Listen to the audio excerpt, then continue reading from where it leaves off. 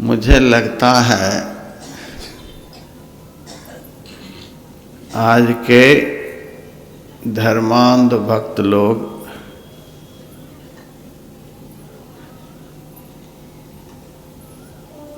स्नान के द्वारा, यज्ञ के द्वारा, व्रत के द्वारा, उपवास के द्वारा, तीर्थ धाम के द्वारा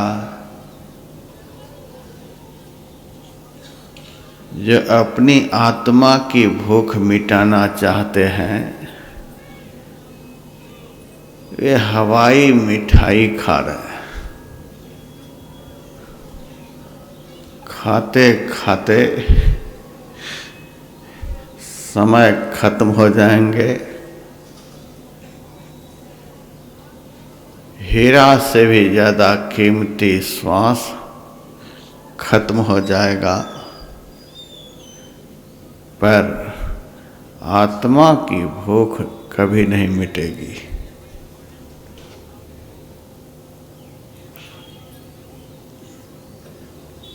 तुलसीदास जी महाराज ने साफ साफ कह दिया, तुलसीदास व्रत, दान, ज्ञान, तप, शुद्धि हेतु श्रुति गावे, राम चरण अनुराग नीर बिनु मल अति नाशन पावे। इस मन के ऊपर जो अनेक जन्मों के कुसंस्कारों का मल चढ़ा हुआ है,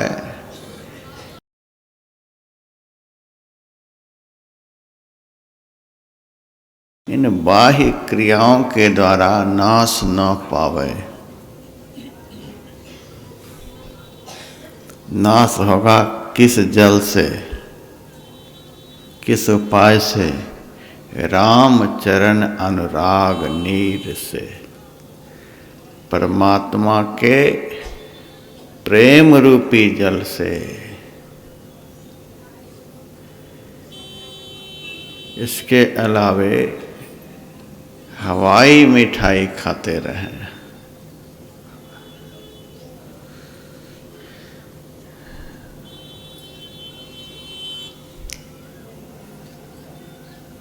हमने आधी बाल्टी से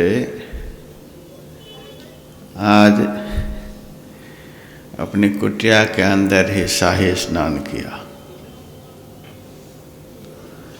11 मार्च को भी आधी बाल्टी से,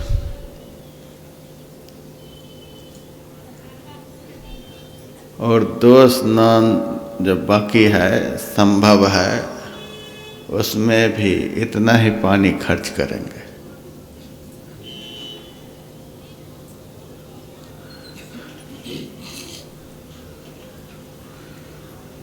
हमको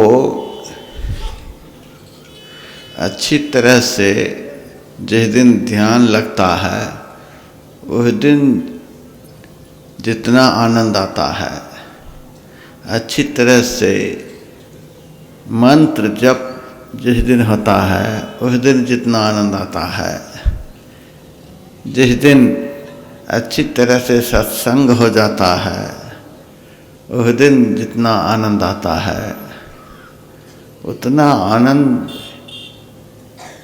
किसी नदी सरोवर में जाकर स्नान करने से आता ही नहीं। हमारी ऐसी मेंटेलिटी है।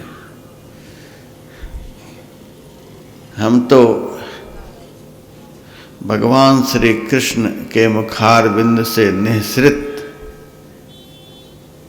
गीता से प्रेम रखने वाले साधु हैं। 3 शब्द का प्रयोग भगवान ने गीता के लिए किया है। गीता शास्त्रम, गीता शास्त्र है। फिर कहा गीता गंगोदकम, गीता गंगा जल है। फिर कहा गीतामृतम पिबेत, गीता अमृत है।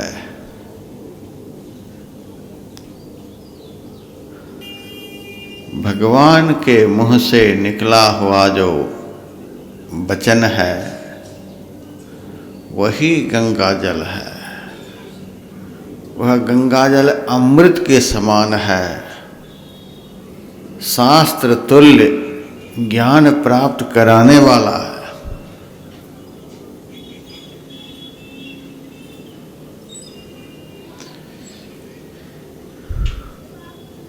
बहुत लोग स्नान करके आज आएंगे अपने अपने घर में,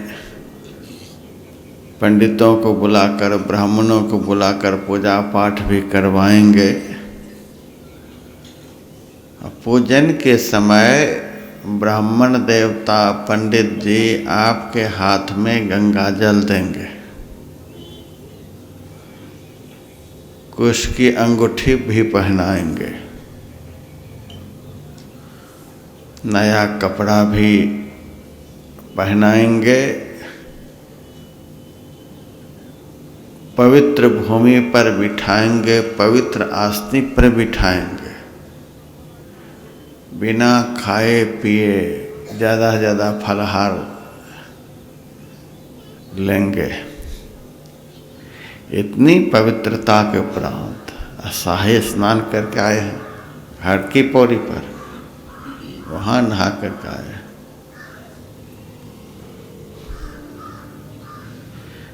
तब भी मंत्र पढ़ाए जाएंगे, ओम अपवित्र पवित्रो वा सर्वावस्थांगतोऽपि वा यह स्मरेत पुंडरीकाक्ष स्वबाह्याभ्यंतरो शुचिः। पवित्र हो या अपवित्र,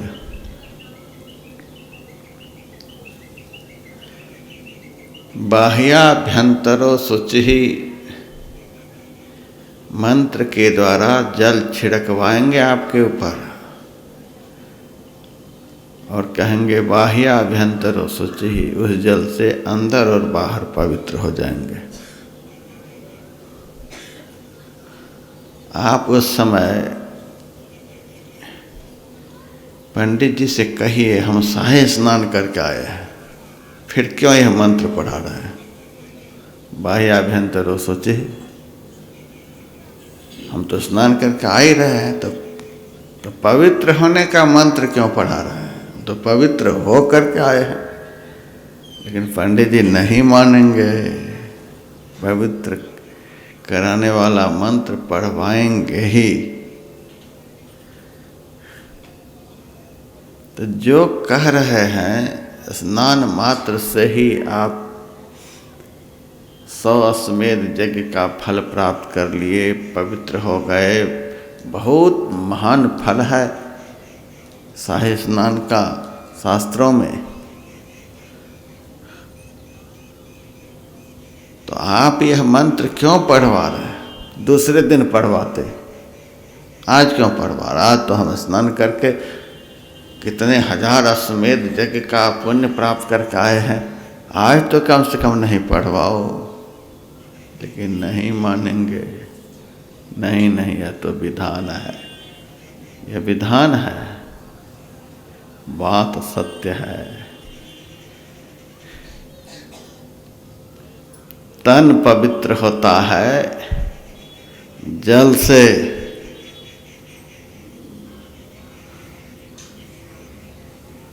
और सबका तन भी जल से पवित्र नहीं होता। कोरोना वायरस के संक्रमण के कारण जिनके शरीर में सर्दी बुखार खूब बढ़िया से चढ़ा हुआ है, वह यदि स्नान कर लेगा उसका बुखार घटेगा कि बढ़ेगा? बढ़ जाएगा, उसकी हालत और खराब हो जाएगी। सबका तन भी पवित्र नहीं हो सकता।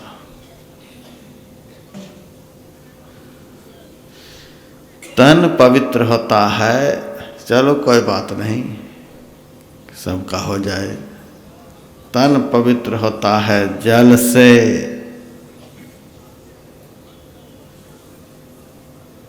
तन के भीतर में मन है। मन किससे पवित्र होता है? मन पवित्र होता है मंत्र से। इसीलिए मंत्र पढ़ाया जाता है। ओम पवित्र पवित्र हुआ, वेद मंत्र है। मन पवित्र होता है मंत्र से। मन के भीतर में आत्मा है।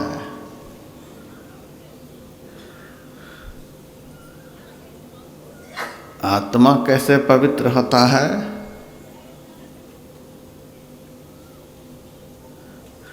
अंतर ज्योति और अंतर नाद की साधना से।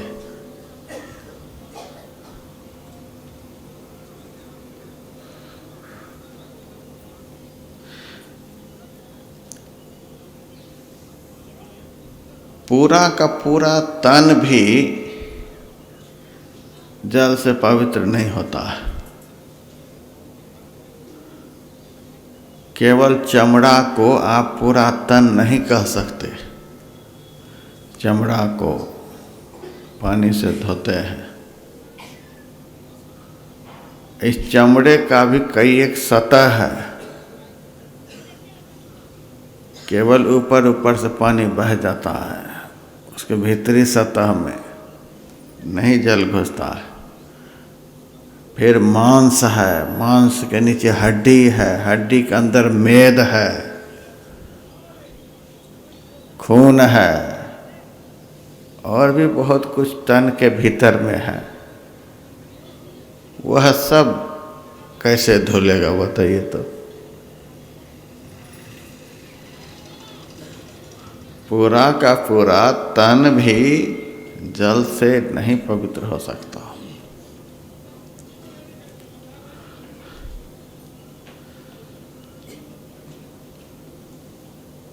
जल जब तन में पूरा का पूरा घुसेगा तभी तो पूरा शरीर निर्मल होगा। रोमकूप के द्वारा बहुत कुछ अंदर जा सकता है जल, लेकिन संपूर्ण मांस को, संपूर्ण हड्डी को, हड्डी के भीतर मेद को, इन सब को कैसे जल धोएगा?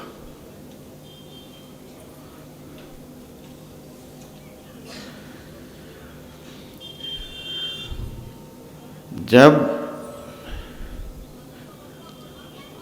कपड़ा के भीतर जल घुसता है तब कपड़ा के अंदर जो गंदगी होती है उसको जल धो करके बहाता है। तो तन के संपूर्ण भीतर में जब जल प्रवेश करेगा तब पूरा का पूरा तन धुलेगा। तन के भीतर में मन है। मन कैसा है? आकाश से भी ज़्यादा सूक्ष्म।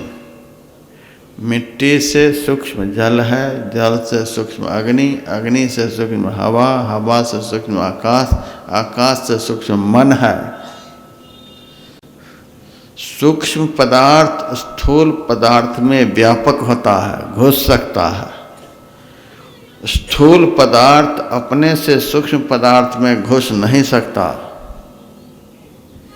मिट्टी जल में नहीं प्रविष्ट हो सकती, जल अग्नि में नहीं प्रवेश कर सकता, अग्नि हवा में नहीं घुस सकती, हवा आकाश में प्रवेश नहीं कर सकती है। आकाश अपने अंदर के चारों तत्वों में प्रविष्ट हो जाता है। हवा 3 तत्वों में, अग्नि 2 तत्वों में, जल 1 तत्व में। जो पदार्थ पहले का होता है वह अपने से बाद वाले पदार्थ से ज़्यादा सूक्ष्म होता है। जो सूक्ष्म होता है वह स्थूल में व्यापक होता है। इन 5 तत्वों से ज़्यादा सूक्ष्म हम लोगों का मन है। मन से सूक्ष्म बुद्धि है, बुद्धि से सूक्ष्म चित्त है। हम जो अनादिकाल से अनेकों प्रकार के अशुभ कर्मों को करते चले आ रहे हैं उन अशुभ कर्मों का सारा संस्कार हमारे चित्त में संग्रहित है। अब आप समझिए पाप कितना सूक्ष्म है। मनुष्य का किया हुआ अशुभ कर्म, पाप कर्म मन से भी ज़्यादा सूक्ष्म है, चित्त से भी ज़्यादा सूक्ष्म है, उसमें घुसा हुआ है। तो जल तो अग्नि में भी नहीं जा सकता, अग्नि तो हवा में भी नहीं घुस सकती। तो न अग्नि मन और चित्त के अंदर के पाप को भस्म कर सकती, न जल धो सकता।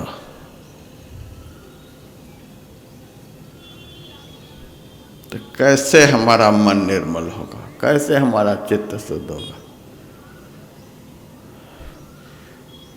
ऋषि मुनियों का वचन है, तीर्थे दाने जपे यज्ञे काष्ठे पाषाण के सदा, शिवम पश्यति मूढ़ात्मा शिवे देहे प्रतिष्ठिते।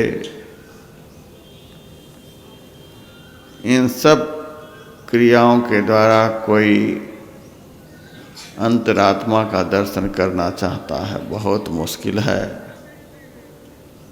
फिर कहा, चित्तमंतर्गतं दुष्टं तीर्थ स्नानैर्न शुद्धति।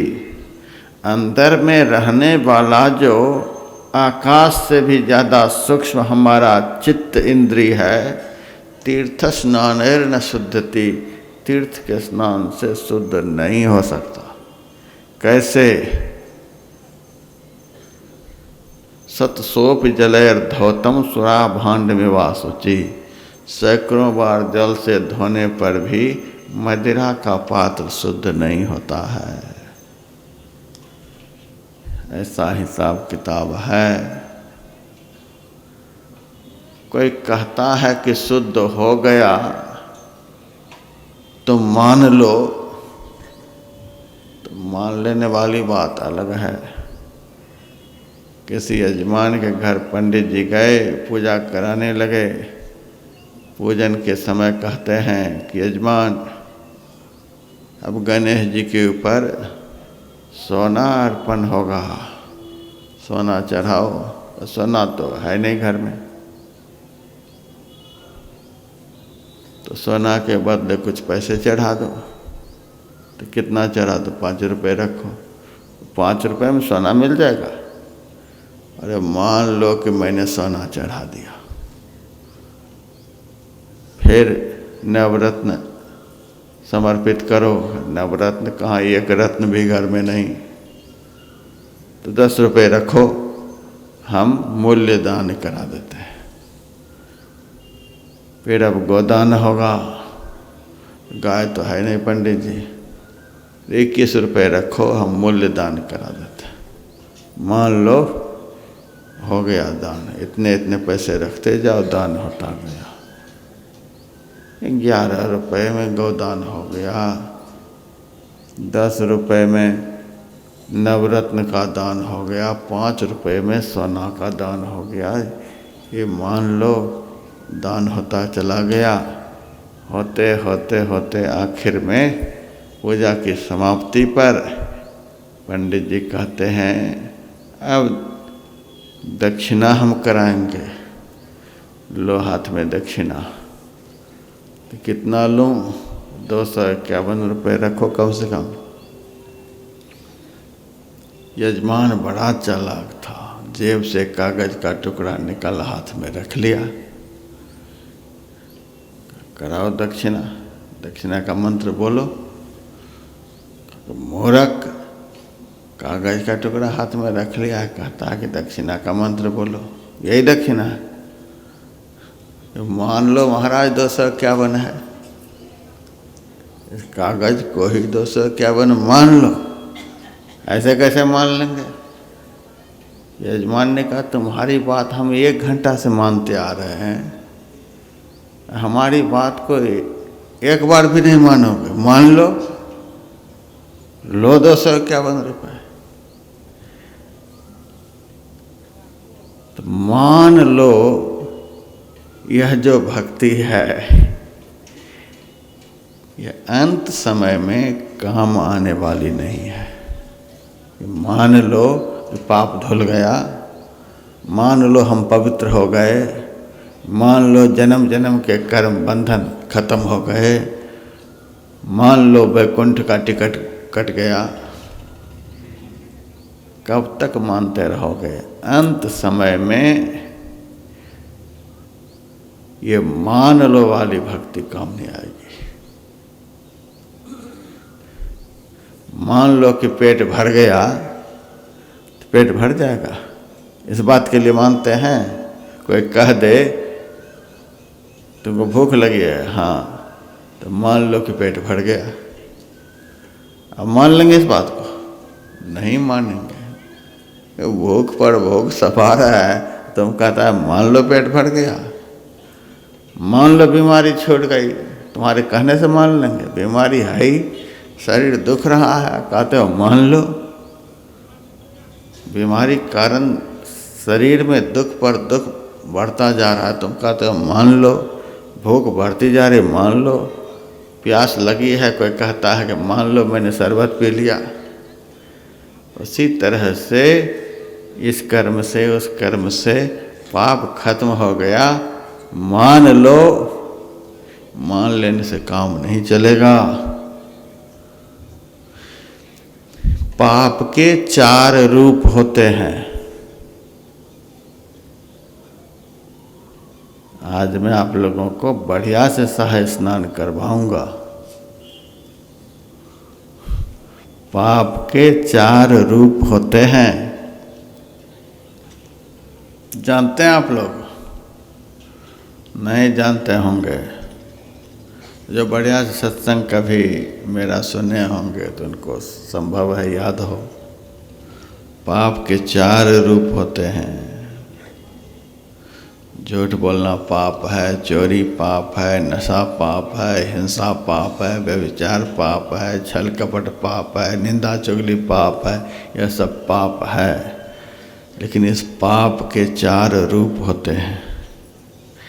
एक बार यदि पाप हो गया तो पाप 4 रूप लेकर के सामने आता है। पाप का पहला रूप अंधकार।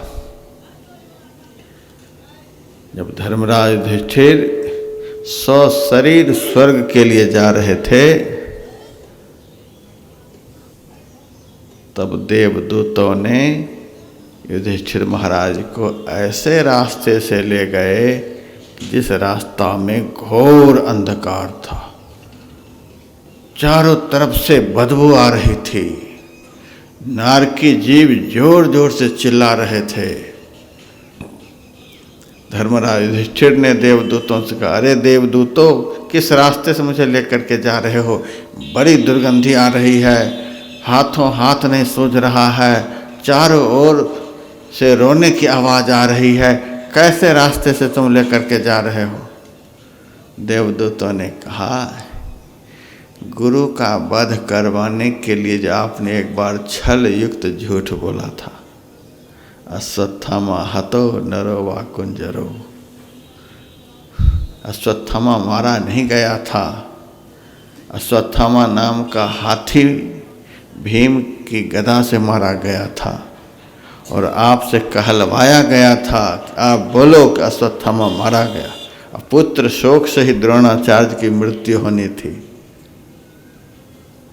आप छल युक्त झूठ बोले थे। अश्वत्थामा मारा गया है, लेकिन नरो वा कुंजरो, मनुष्य अश्वत्थामा मारा गया कि हाथी?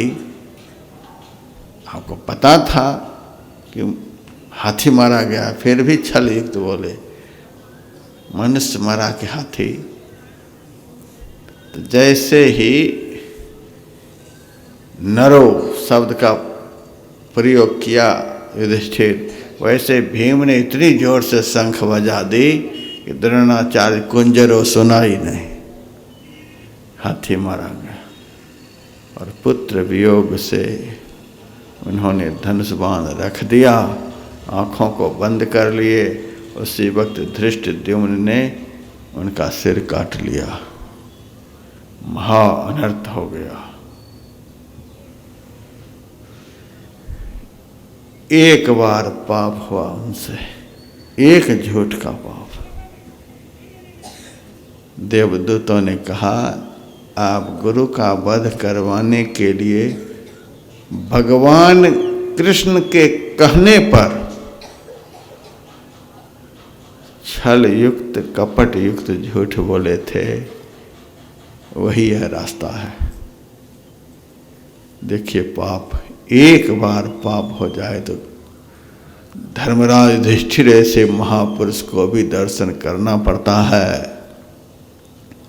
60,000 ब्राह्मण को प्रतिदिन सोने की थाली में वे भोजन कराते थे। दुनिया में कोई ऐसा तीर्थ नहीं रह गया था जिस तीर्थ में वो स्नान नहीं किया था, तीर्थ देवता की पूजा नहीं की थी। जहाँ अपने से नहीं जा सकते थे, भीम के पुत्र घटोत्कच की पीठ पर बैठकर वह तो उड़ जाता था, राक्षस था, उड़ करके चले जाते थे, तीर्थ करके आते। दुनिया का कोई तीर्थ नहीं बच गया था। धर्मात्मा इतने थे कि उनके रथ का पहिया जमीन से ऊपर होकर के चलता था। पूरे संसार को उनकी धार्मिकता पर विश्वास था। इतना बड़ा धर्मात्मा, साक्षात धर्मराज के अंश से उनका जन्म हुआ था। एक झूठ का पाप इतने पुण्य को दबा करके उनके सामने आ गया। अंधकार का दर्शन कर रहा है, बदबू आ रही है, सब हाय हाय कर रहे हैं। नरक का दृश्य 2 मुहूर्त तक इस दृश्य का उनको दर्शन हुआ, तब अंधेरा फटा, फिर सशरीर स्वर्ग गए हैं। समझो पाप कैसा है। पाप का पहला रूप अंधकार। लिख लो यदि याद नहीं रहे तो। 4 रूप जो मैं बतला रहा हूं, लिख लो। भजन नहीं करोगे, ध्यान नहीं करोगे, ये चारों काम आएंगे आगे। पहला रूप अंधकार, दूसरा रूप मन की चंचलता। हम भजन करते, महाराज मन नहीं लगता है, मन नहीं लगता है, मन भाग जाता है, मन नहीं ठहरता है, मन नहीं टिकता है, 1 मिनट भी ध्यान में मन नहीं टिकता है। मन को हाथ पैर है जो भागता है, क्यों नहीं ठहरता है? चोर कभी कहता है चोरी में मेरा मन नहीं लगता, शराबी कहता है शराब पीने मेरा मन नहीं लगता। एक कसाई जो जानवरों को कत्ल करता हुआ कहता है कि मेरा मन भजन में नहीं लगता है। झूठ बोलने वाला कहता है कि मेरा मन झूठ बोलने में नहीं लगता है। कोई बोलता नहीं, भजन करने वाला ही केवल बोलता है, महाराज मन नहीं लगता है, महाराज भजन में मन नहीं लगता है। तो भजन में मन लगता क्यों नहीं? दुनिया का कोई भी आदमी कह सकता है भजन से भी ज़्यादा पवित्र कोई काम हो? भगवान के भजन से भी ज़्यादा कोई पवित्र काम हो सकता है? इतना पवित्र काम, और इस काम में मन नहीं लगता है। इस काम को छोड़कर मन भाग जाता है। क्या बात है! हमारा जन्म जन्म का किया हुआ पाप ही हमारे मन को भजन में नहीं लगने देता है, हमारे मन को भजन में ठहरने नहीं देता है। 1 सेकंड में खदेड़ करके भक्त को भगा देता है, पता ही नहीं चलता कब मन कहाँ चला गया। हमारा किया हुआ पाप ही हमारे मन को चंचल करता है। यदि भजन में मन नहीं लगे, मन नहीं ठहरे, मन नहीं टिके, भाग जाए, कभी हाथ नहीं लगे, निसंदेह किसी को पूछने की जरूरत नहीं, शास्त्र पढ़ने की जरूरत नहीं। साधु के मुंह से जो वचन निकलता वह शास्त्र ही है। कोई कह भी दे कि कहाँ लिखा हुआ है, अरे बोल देना व्यासानंद ने कहा था, इतना कह देना। वो आदमी मेरे से आए टक्कर लेने को, हम बता देंगे उनको। मन नहीं लगता है, मन नहीं लगता। हमारा किया हुआ पाप ही हमारे मन को ठहरने नहीं देता है, टिकने नहीं देता है, स्थिर नहीं होने देता है। किसी की गवाही की जरूरत नहीं। ऐसा अनुभव हो तो समझ लेना कि हमारा पाप खत्म नहीं हुआ। भजन में मन स्थिर हो जाए, ध्यान में मन स्थिर हो जाए, सिमरन में मन स्थिर हो जाए, मन कहीं भी सिमरन छोड़कर नहीं जाए, ध्यान छोड़कर मन कहीं नहीं जाए, ध्यान में ही लगा रहे। यदि गंगा स्नान से ऐसा हो जाता है तो कोई बात नहीं, यज्ञ से ऐसा हो जाता है तो कोई बात नहीं, तीर्थ में जाने मात्र से ऐसा हो जाता है तो कोई बात, जैसे भी ऐसा हो जाए हम आपको खुला छोड़ देते हैं। देख लीजिए मन को ठहराने वाला कौन सा कर्म है, कौन सा पुण्य है। यथार्थ में पुण्य वही है जिसके करने से हमारा मन ठहर जाए, मन टिक जाए, इसी को पुण्य कहते हैं। नहीं हवाई मिठाई खाते रहो, पेट भरेगा ही नहीं। पाप का तीसरा रूप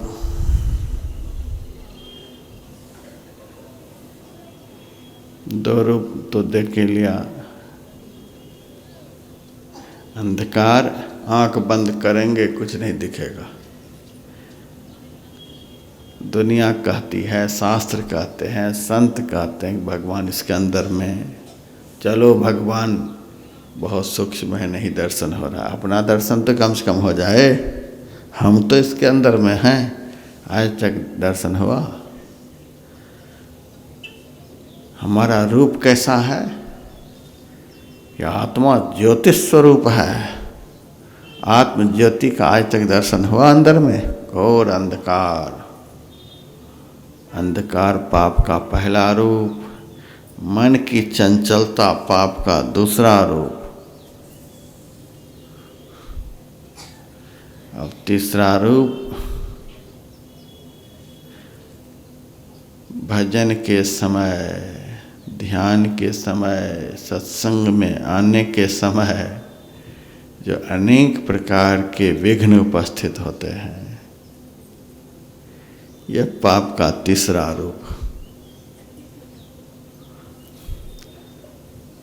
खाने के समय बहुत मुश्किल से मोबाइल बज जाएगा, और कोई काम के समय बजे नहीं बजे, ध्यान पर बैठिए, मोबाइल बजना ही है। कोई न कोई आपके सगे संबंधी फोन लगा ही देंगे। मैंने तो पत्रिका में छाप दिया है, रात में 9 बजे से 10 बजे बात करो, और तब भी जब मर्जी तब फोन, जब मर्जी तब। हमने तो फोन रखना ही बंद कर दिया। हमारे साथ में जो रहते हैं वो रखते हैं। ऐसे कोई आवश्यक लोग होते हैं, कोई आवश्यक बात होती है तो 1 मिनट करा देते हैं, फोन ला करके रखते ही नहीं।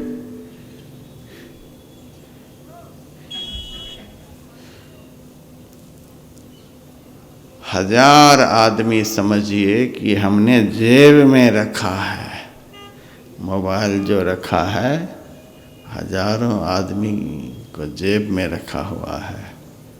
1000 आदमी जिनके जेब में घुसा हुआ है उनको शांति से बैठने देगा?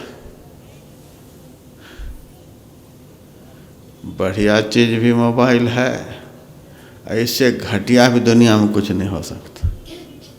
बढ़िया इसीलिए बेंगलोर में काम चल रहा है, मैसूर में काम चल रहा है, झारखंड में काम चल रहा है, कहाँ कहाँ काम चल रहा है। तुरंत फ़ोन लगा करके पूछते हैं कि कहाँ तक काम हुआ, तो यहाँ तक हुआ। अब हम चिट्ठी लिखते, आदमी भेजते, कितना टाइम लगता, 1 मिनट में सारा होलिया ले लिए। बढ़िया चीज़ है। और सिनेमा देख रहे हैं, सर्कस देख रहे हैं, बेमतलब की गप्पे मार रहे हैं, इन सब चीज़ों के लिए तो आप शुरू करेंगे तो आपके साथ भी लोग शुरू करेंगे। भजन के समय भी देखिए क्या सब होता है, कितने लोग आएंगे। 4 बार भोजन भजन 1 बार है, उसमें भी आती है आफत 1000 है। ध्यान लगाते समय, भजन करते समय, सत्संग करते समय जो विघ्न आते हैं, जिन विघ्नों के कारण हम ये सब काम नहीं कर पाते, जिन विघ्नों के कारण ये सब काम हम नहीं कर पाते हैं, वो विघ्न कहीं से आया नहीं, हमारा पाप ही उस विघ्न के रूप में आया। बहुत लोगों का फ़ोन आया था, हम आ रहे हैं, हम आ रहे हैं, हम आ रहे हैं। अब बहुतों ने टिकट कैंसिल कराने के बाद कहा, महाराज हमने तो टिकट कैंसिल करा दिया। क्यों? सुन रहे हैं कि सारी दुनिया का कोरोना हरिद्वार कुंभ में ही घुस गया है। जाए कि नहीं जाए, चारों तरफ से अखबार में छप रहा है, मीडिया वाले सबको पागल बना रखे हैं, ये हो रहा, ये हो रहा, सब मर ही जाएगा हरिद्वार में जा कर के, इसीलिए कैंसिल करा दिया। तो हम कह देते हैं घर में तो अजर अमर हो जाओगे, अब हरिद्वार आकर के मर जाता, लेकिन घर में अजर अमर अब हो जाओगे, देखेंगे हम। महाराज हमने तो टिकट कैंसिल करा दिया। बढ़िया किया। उसका पाप यहाँ आने नहीं दिया। जो नहीं आ पाया किसी कारण से, हम यही समझते हैं उसका किया हुआ पाप यहाँ नहीं आने दिया, रोक दिया उसको। हम यह भी देख रहे हैं जिनके आने की कोई उम्मीद नहीं, वे पहुंच गए। जिनकी उम्मीद नहीं वे आ गए। जिनके लिए हम बिस्तर लगा करके रखे थे कि इतने तारीख को पहुंच रहे हैं, उनका फोन आ गया, अब नहीं आ पाएंगे। समझिए क्या सब बात है। कटा हुआ टिकट कैंसिल हो गया, ये पाप ने किया। बहुत रूप में पाप विघ्न डालते हैं। लड़का की तबीयत खराब हो जाएगी, फोन आ जाएगा, अब सत्संग छोड़ करके जाइए तबीयत ठीक कराने के लिए। आप विधाता हैं, उनके कर्म को बदल देंगे। आप विधाता हैं, जा कर के उनके कर्मों को बदल दीजिएगा। आपके जाने से किसी का कर्म बदलने वाला नहीं है, भोगना ही पड़ेगा। एक बहन जी यहाँ आई, इनके ऊपर भी विघ्न आ ही गया था। बेंगलोर से आई हुई है, इनके ससुर मर गए बनारस में। अब तो मन में लग रहा था कि उसी दिन निकलेंगे।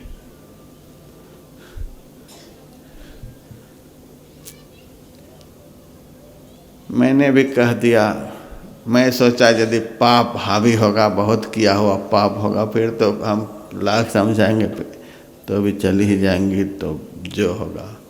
मैंने कह दिया ठीक है, टिकट बना लीजिए, जाना चाहते हैं।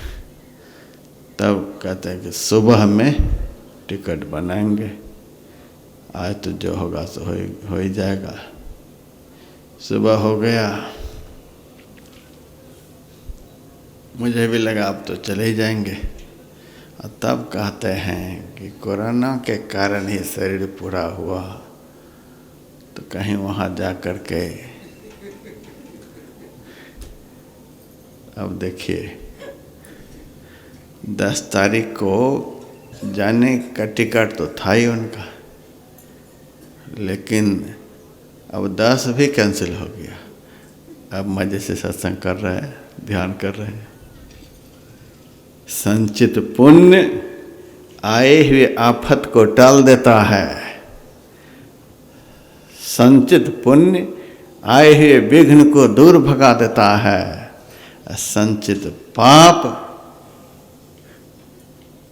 गए हुए पुण्य स्थान पर से धक्का मार करके भगा देता है। कोई न कोई कारण बन जाएगा, कोई न कोई कारण बन जाएगा। जाते हैं, चले जाओ। विधाता हो, कर्म काट करके आ जाना। कर्म क्या काटोगे, कर्म ही काट देगा तुमको, उधर ही रह जाओगे। ये जीवन में आने वाले विघ्न, ध्यान करते समय, सिमरन करते समय, जाप करते समय, सत्संग करते समय, सत्संग में जाते समय जो विघ्न उपस्थित होता है, जिन विघ्नों के उपस्थित होने पर आदमी ये सब शुभ कर्म नहीं कर पाता है, समझिए उनका किया हुआ पाप रोक दिया, नहीं करने दिया। तीसरा रूप। और चौथा रूप पाप का असाध्य रोग। जो रोग दवाई से छूट जाए, पथ परहेज रखने से छूट जाए, आसन प्राणायाम करने से छूट जाए, तो समझ लेना यह देहजन्य रोग है, पथ्यापथ्य के कारण उत्पन्न हुआ था। लाख दवाई खाने पर भी, लाख प्राणायाम एक्सरसाइज करने पर भी जो नहीं छूटे, दुख देता ही रहे, समझ लेना यह कर्मजन्य रोग है। सारी दुर्गति करा करके ही वह खत्म होगा। ये पाप का चौथा रूप असाध्य रोग। सिर में बहुत दर्द होने लग जाएगा, पेट में भीषण दर्द होने लग जाएगा, बुखार भयंकर चढ़ जाएगा। ध्यान में मन लगेगा, सत्संग में मन लगेगा। जो असाध्य रोग भजन में मन नहीं लगने दे, ध्यान में मन नहीं लगने दे, सत्संग में बैठने नहीं दे, सेवा नहीं करने दे, वह असाध्य रोग पाप का चौथा रूप है। हम स्नान करके आ गए और हमारा सब कुछ धुल गया, हम निर्मल पवित्र हो गए, यज्ञ किए हमारा सारा पाप स्वाहा हो गया, व्रत किए सारा पाप स्वाहा हो गया, तीर्थ में जा कर के हमारा सब स्वाहा हो गया, दान करने से हमारा सब पाप स्वाहा हो गया। ये मान लेने वाली बात नहीं। जिस दिन ये चारों स्वाहा हो जाएंगे, वही दिन समझ लेना कि हम पवित्र हो गए, निर्मल हो गए। पाप के चारों रूप जो हमने बतलाया है, ये यदि आपके पास नहीं रह गए, तब समझ लेना कि हम निर्मल हो गए, पवित्र हो गए, पाप से रहित हो गए।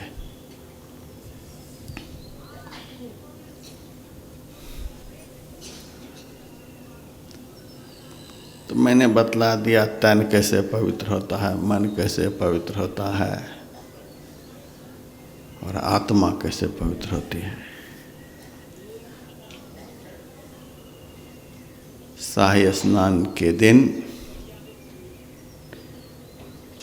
मैंने किस तरह से आप पवित्र होंगे, किस जल से आप पवित्र होंगे, यह बतला दिया।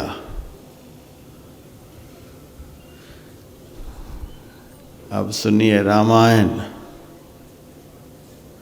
जब ते राम ब्याहे घर आए, नित नव मंगल मोद बधाए,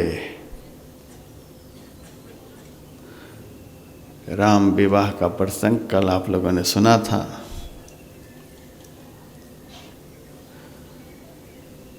भगवान जब से विवाह करके जनकपुर से अयोध्या आए, भरत भी आए, लक्ष्मण जी भी आए, शत्रुघ्न जी भी आए।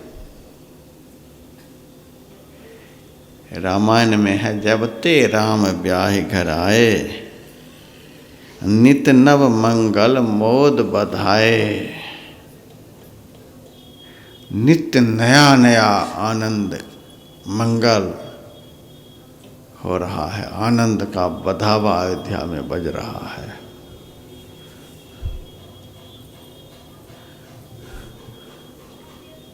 आज शादी करके लोग घर में लाते हैं, शादी करके घर आते हैं तो बचा खुचा मंगल भी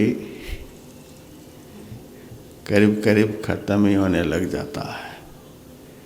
एक लड़का आया शादी करके, लिफाफे में पॉलीथिन में 1 किलो गोभी लेकर के आया। मैंने कहा, पहले तो मेरे पास आता था, खूब बढ़िया खिला हुआ रंग बिरंग का गुलाब लेकर के चढ़ाता था, इस बार पॉलीथिन में गोभी लेकर के आया, क्या बात है? शादी करके आए हैं, अब तो यही ना आपको चढ़ाएंगे। ये खुशखबरी है, गुलाब की जगह पर गोभी अब हाथ में लग गया है। संसार के लोग जब प्रपंच को बढ़ाते हैं तो दुख बढ़ता है। लेकिन आज अयोध्या के विषय में तुलसीदास जी लिखते हैं, जब ते राम ब्याहि घर आए, नित नव मंगल मोद बधाए। किस विवाह से, किस संयोग से नित नव मंगल? कल मैंने बतलाया था, राम ज्ञान है, सीता भक्ति है। जब जीवन में ज्ञान और भक्ति का संयोग प्राप्त होता है, ऊसर भूमि पर भी क्यों न वह बैठा रहे, वहाँ भी उसे मंगल होगा, वहाँ भी उनका जीवन आनंदमय कल्याणमय होगा। सीताराम का विवाह ज्ञान और भक्ति का जीवन में समावेश संयोग। हमारे हृदय रूपी अयोध्या में ज्ञान और भक्ति आ गए, समझिए सीताराम आ गए। अब देखिए आनंद, अब आनंद है। यह विवाह की बात नहीं है। लक्ष्मण वैराग्य है, लक्ष्मण की पत्नी उर्मिला अनासक्ति है। सांसारिक भोग पदार्थों से आसक्ति का अभाव, संसार के भोगों से मन में विराग, ऐसी अवस्था यदि आपको प्राप्त हो जाए तो आग के पास भी बैठे रहेंगे तो भी आनंद में कोई कमी नहीं।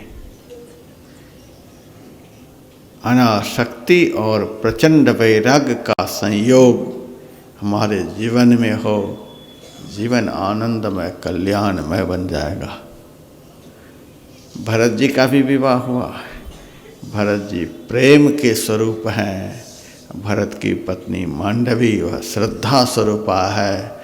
हमारे जीवन में अपने आराध्य देव के प्रति प्रचंड श्रद्धा और प्रबल प्रेम हो जाए, अपने सद्गुरु के प्रति, अपने आराध्य देव के प्रति, अपने इष्ट के प्रति अटल श्रद्धा हो जाए, प्रबल प्रेम हो जाए, हृदय में श्रद्धा और प्रेम इष्ट के प्रति हो जाए,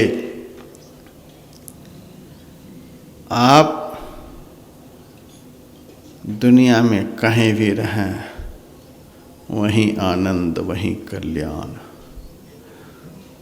शत्रुघ्न जी धैर्य के स्वरूप हैं और उनकी पत्नी श्रुति कीर्ति उपासना के स्वरूप, जो धैर्य पूर्वक नित्य उपासना आराधना में लगा रहता है, वह भक्त, वह साधक दुनिया में कहीं भी रहे वहीं आनंद है, वहीं सुख है, वहीं शांति है। तो अयोध्या नगरी में तो ये चारों जोड़ी एक साथ आई है, वहाँ आनंद का बधावा नहीं बजेगा तो कहाँ बजेगा। बड़ा आनंद का बधावा यहाँ बज रहा है, सब बड़े खुश हैं, आनंद में हैं। उसी खुशी में महाराज नहा धो करके सुबह सुबह दरबार में गए, मुकुट अपने माथे पर रखे, दर्पण लेकर के मुकुट को देखने लगे कि सीधा है कि नहीं है। उसी वक्त कान पर का पका हुआ बाल दिखलाई दिया। श्रवण समीप भयो सित केसा,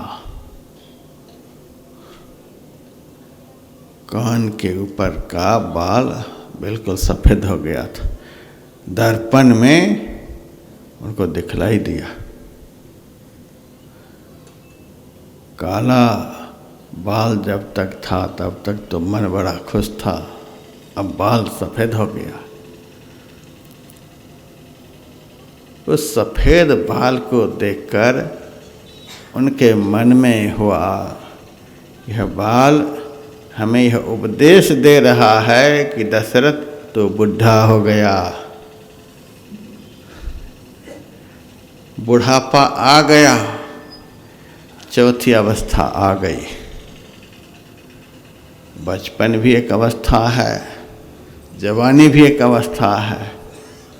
बचपन बीत जाता है तो जवानी आ जाती है, जवानी खत्म हो जाती है तो बुढ़ापा आ जाता है।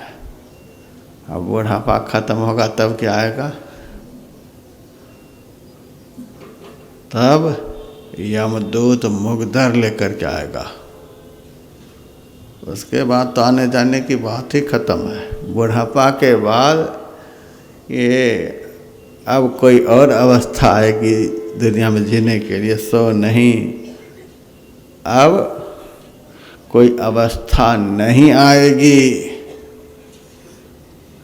अब आपका किया हुआ जो कर्म है उस कर्म का भोग प्राप्त होगा। कर्म का भोग प्राप्त करवाने वाला आएगा। शुभ कर्म आपने किया है तो देवदूत आएंगे, अशुभ कर्म ज़्यादा किए हैं तो यमदूत आएंगे, वे उठा करके ले जाएंगे। तो बाल सफ़ेद हो जाए तो समझ लेना चाहिए कि बुढ़ापा आ गया। अब सब दिन के लिए यह लेकर के जाएगा। लोग कहते हम तो पके हुए आम हैं, बूढ़ा आदमी कहता है हम पके हुए आम हैं, अब कब टूटेंगे कब झरेंगे पता नहीं। तो ऐसी ही अवस्था है। देखत ही आई बिरुधाई, यही नहीं सपने हो माहे बुलाई। तुलसी सतसई में यह लिखा हुआ है। देखते ही देखते सारी अवस्था बदल जाती है, आखिर में बुढ़ापा अवस्था आ जाती है। स्वप्न में भी कोई नहीं चाहता कि हम वृद्ध हो जाएं।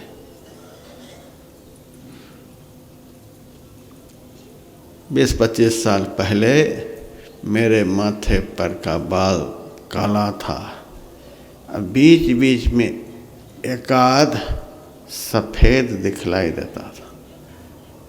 तो मन में होता था इस सफ़ेद बाल को उखाड़ करके हटा दो, काला ही काला रहे, अब देखिए मेरा भी पकने लगा, थोड़ा बहुत काला बचा है। अब मन होता है काला को ही उखाड़ूं, अब सफेद ही पूरा का पूरा रहे तो बड़े ही चित कबड़ा खोपड़ा ठीक नहीं है। या तो पूरा का पूरा काला हो तब मजा है, या तो पूरा का पूरा सफेद हो, मजा क्या, अब मजा निकल जाए बढ़िया से, यही होना चाहिए। सफेद को फिर से काला बनाने का प्रयास है, इससे बढ़कर अब क्या हो सकता है। यह तो अनर्थ की बात है, अपने को धोखा देने की बात है। सफेद को जो काला करवा रहे हैं, अपने को धोखा दे रहे हैं। वो कबूल नहीं कर रहे हैं कि हम वृद्ध हो गए। कबूल तो करना ही पड़ेगा। आप नहीं कबूल करेंगे, घर के लोग आपको कबूल नहीं करेंगे, लेकिन जिन्होंने इतनी अवस्था बनाई है, जिन्होंने आपको बनाया है, उनको भी आप चकमा दे देंगे। स्वामी राम तीर्थ कहते थे, तुम कितनी भी चतुराई दिखला लो, लेकिन भगवान धोखे मारने वाले नहीं हैं। उनको सब दिखता है, ये नकली बाल है कि असली बाल है, ये नकली दांत है कि असली दांत है, उनको सब पता है। ऐसा ही रहने दो जैसा है। राजा दशरथ ने देखा कि बाल सफ़ेद हो गया, कान पर का बाल सफ़ेद हो गया, हम वृद्ध हो गए, अब क्या करना चाहिए। दशरथ जी की बात को अब ध्यान में लाने का प्रयास करो सब कोई। राजा दशरथ के कान पर का बाल सफ़ेद हो गया, वे छटपटाने लगे, हम तो वृद्ध हो गए, यह बाल हमको उपदेश दे रहा है, अब हमको क्या करना चाहिए, अब क्या करना चाहिए। क्या हम नहीं अब तक कर पाए हैं, अब वह कर लेना चाहिए। राज का आनंद बहुत लिया, दान किया, तीर्थ किया, दुनिया का सब कुछ मैंने किया, अब बाकी क्या बचा है वह अब मरने से पहले कर लूं। तो बाकी बचा क्या? राजा दशरथ के लिए बाकी क्या बचा था? बस एक ही चीज, राम का राज्याभिषेक। राजा दशरथ के मन में बस एक ही मनोरथ, मेरे घर में पुत्र नहीं था, पुत्र हो गया, पुत्र वधू नहीं आई थी, पुत्र वधू भी आ गई, सब कुछ हो गया। बस इस आँख से राम का तो सब कुछ मैंने देख ही लिया। इस आँख के दुरुस्त रहते रहते ही, इस शरीर के रहते रहते ही मैं राम को सिंहासन पर विराजमान कर दूं, राम को राजा बना दूं, इस आँख से देख लूं, मेरा काम पूरा हो गया। यही काम पूरा होने को बाकी है।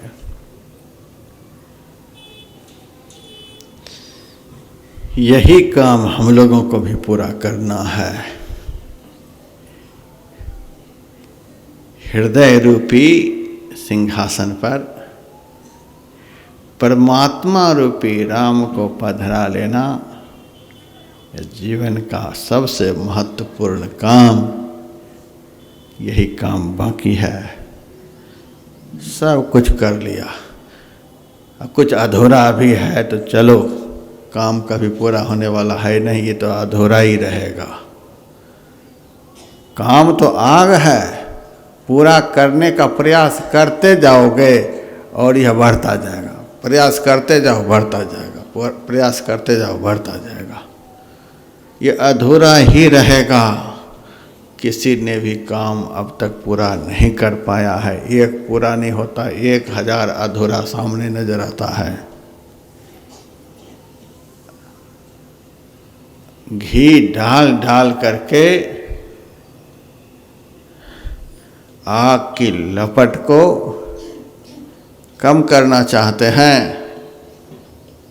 कि बढ़ाना चाहते हैं?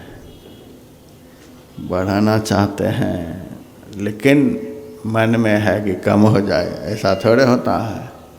उसी तरह से बुझे कि काम अगिन तुलसी कहूँ, विषय भोग बहु घीते। विषय भोग रूपी घी के डालते रहने से कामना की अग्नि कभी शांत हो सकती है?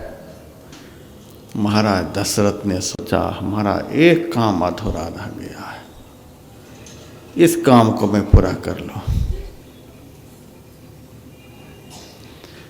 कल राम को सिंहासन पर बिठाना है, देख लेना है राम को राजा के रूप में। जो कुछ भी अब तक महाराज दशरथ ने किया था, गुरु जी से पूछ करके, महाराज यह काम होना है, कब करें? तो वो मुहूर्त बतलाते थे, उसके बाद राजा दशरथ उसको पूरा करते थे। जीवन का सबसे महत्वपूर्ण काम यह है राम को सिंहासन पर बिठाना, अर्थात हृदय सिंहासन पर परमात्मा को पधराना। परमात्मा दर्शन जीवन का सबसे महत्वपूर्ण कार्य है। इस कार्य के लिए अपने से उन्होंने मुहूर्त निकाल लिया। यह मुहूर्त तो गुरु से निकलवाना चाहिए था, सबसे बड़ा काम था। छोटा मोटा काम के लिए गुरु जी से मुहूर्त निकलवाया, और बड़ा काम, सबसे बड़ा काम उसके लिए अपने से ही मुहूर्त। अपने बन गए बहुत बड़े सदगुरु ज्योतिषी। यही बड़ा भारी दशरथ जी के लिए खतरा हो गया।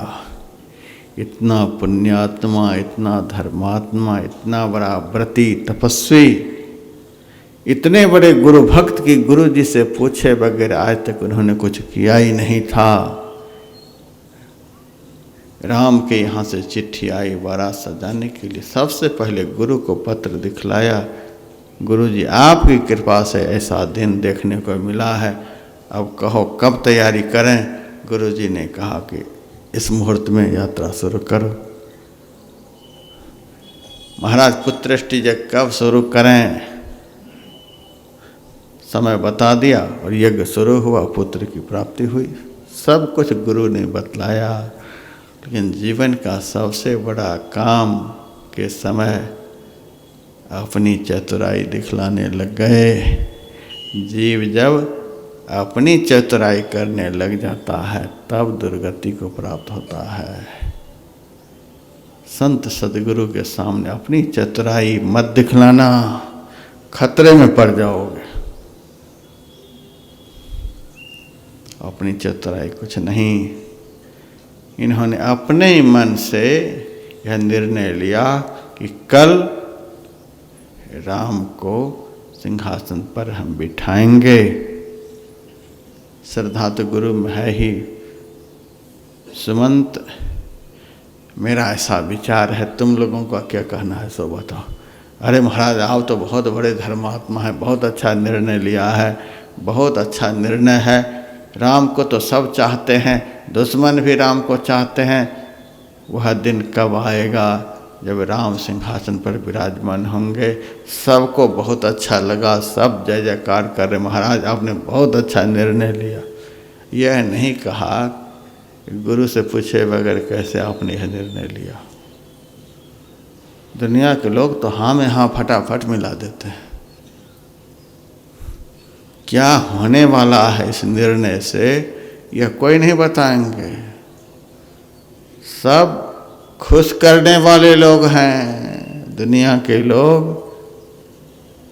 आप जो भी करो किसी तरह से सामने वाले खुश हो जाएं। सामने वाले चाहते हैं किसी भी तरह से खुश हो जाए। एक गड्ढा में गिर जाए लेकिन हमारी बात से तत्काल खुश हो जाए, बहुत अच्छा। हाँ में हाँ मिलाने वाला आदमी, सही रास्ता दिखलाने वाला संत को छोड़कर कोई भी नहीं है। सब हाँ में हाँ मिला देंगे। हाँ बहुत बढ़िया, बहुत बढ़िया, करते जाओ करते जाओ, आग में कूद जाओ। सब ने हाँ में हाँ मिला दिया। अब गुरु जी ने तो कुछ कहा नहीं।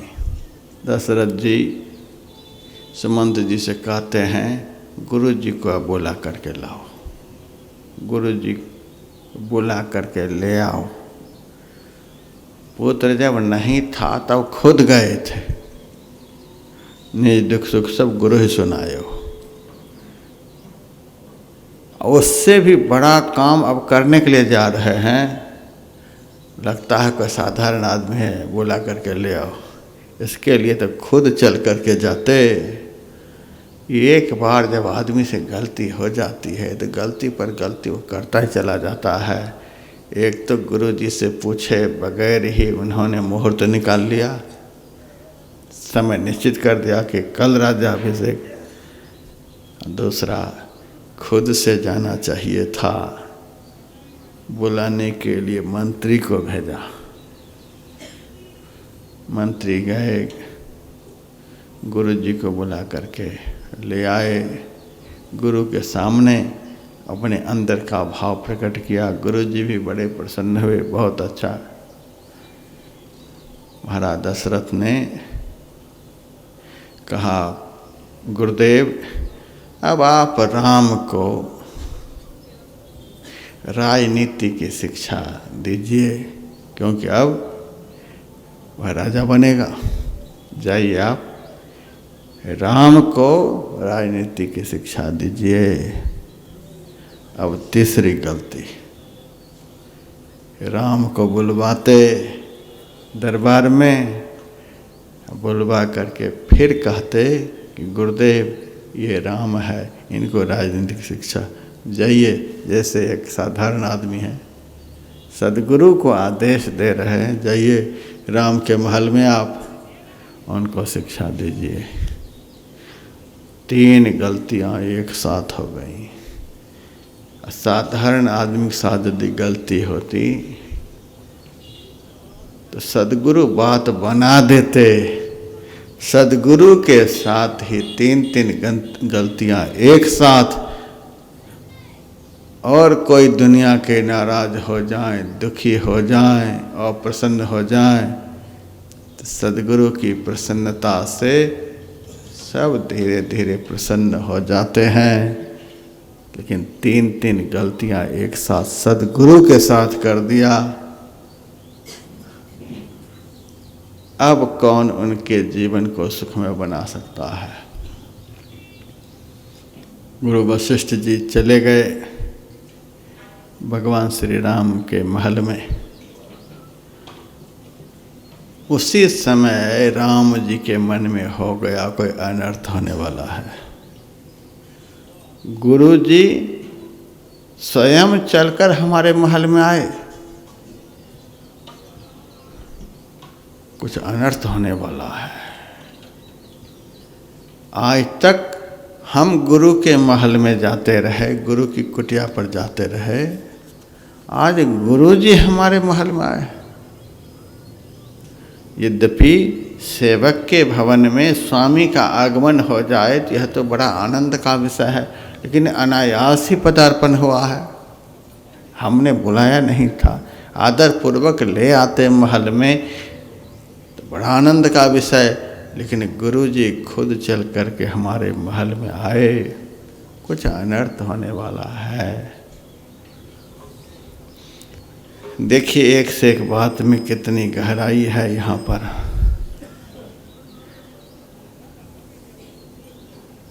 राम का मन संदिग्ध हो गया, कुछ होने वाला है। अब भगवान के मन में यह हो गया कुछ होने वाला है, उसको कौन टालेगा।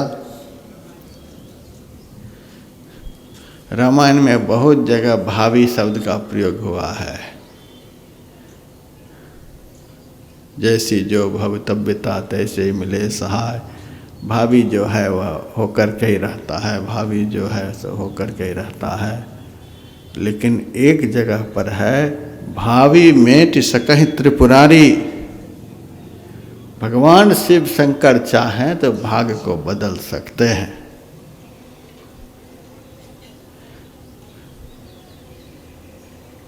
तो फिर तुलसीदास जी महाराज से किसी ने कहा,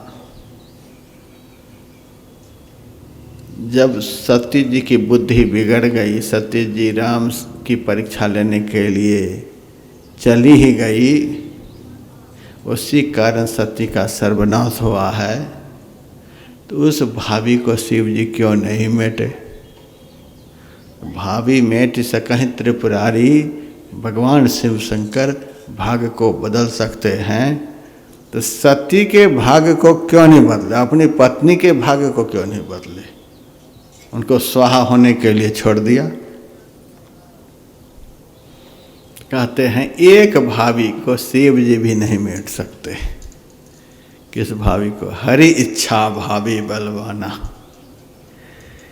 भगवान जो चाहते हैं, भगवान जो करना चाहते हैं, अब उस भावी को शिव जी भी नहीं मेट सकते।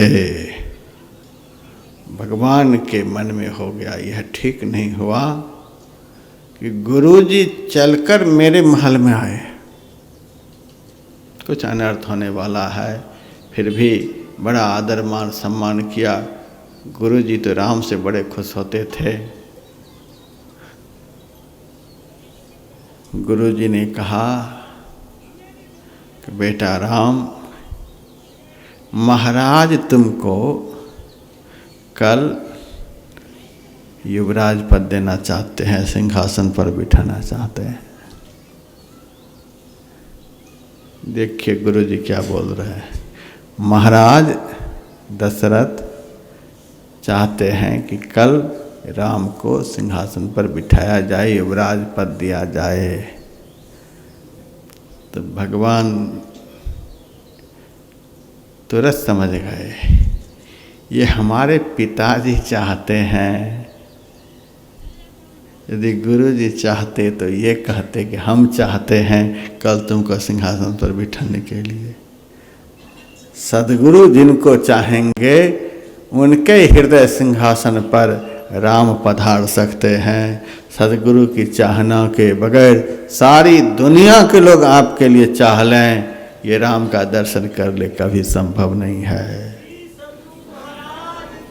सद्गुरु के करुणा के बगैर, सद्गुरु की दया के बगैर कोई इस मालिक का दर्शन नहीं कर सकता। गुरु के प्रसाद बुद्धि उत्तम दशा को कहे। गुरु के प्रसाद भव दुख बिसराइए। गुरु के प्रसाद प्रेम प्रीति हुआ अधिक बार है। गुरु के प्रसाद राम नाम गुण गाइए। गुरु के प्रसाद सब योग की युगति जाने। गुरु के प्रसाद शून्य में समाधि लाइए। सुंदर कहत गुरुदेव जो कृपाल होई, तिनके प्रसाद तत्व ज्ञान पुनि पाइए। सद्गुरु के कृपा से ही हृदय सिंहासन पर परमात्मा रूपी राम का पदार्पण हो सकता है। सारी दुनिया चाह करके भी ऐसा नहीं कर सकते, ये सद्गुरु ही कर सकते हैं। तो राम के मन में यह भी दूसरी बात खटक गई कि तुम्हारे पिताजी चाहते हैं, अर्थात आप नहीं चाहते हो। संयम नियम से राम रहो, जो विधि भले ही निवाहै काजू। तीसरी बात यह भी खटकने लायक है। राम आज से ही संयम नियम शुरू करो, कल पूजा पाठ बहुत कुछ होना है। आज से ही इतना बड़ा कार्य के लिए तैयारी शुरू करो। संयम नियम से सिंहासन पर बैठने वाले को रहना पड़ता है, तुम इसकी तैयारी करो। यदि विधाता बढ़िया से इस काम को पूरा करना चाहेंगे तो कल तो सिंहासन पर बैठोगे, संयम नियम से रहो। विधाता की गति को ही सद्गुरु टाल सकते हैं। अब सद्गुरु अपने को बचा लिया, विधाता के ऊपर छोड़ दिया। जो विधि भले ही निवाहे काजू, यदि विधाता चाहेंगे तो इस काम को पूरा करेंगे, इसमें भी संदेह वाली बात है। 3 त्रुटियां हुई है महाराज दशरथ से, 3 संदेहात्मक वचन गुरु वशिष्ठ जी के मुंह से निकला है। राम तो ज्ञान के स्वरूप है, सब समझ गए। इतनी शिक्षा देकर गुरु वशिष्ठ जी अपनी कुटिया में चले गए। राम उस समय मन ही मन सोचने लगे, जन्म तो एक ही दिन में सारे भाइयों का हुआ था। खाना पीना, उठना बैठना, खेलना, और यहाँ तक कि विवाह भी एक ही दिन में, सब काम एक साथ हुआ। लेकिन इस रघुवंश की एक ही परंपरा हमें समझ में नहीं आती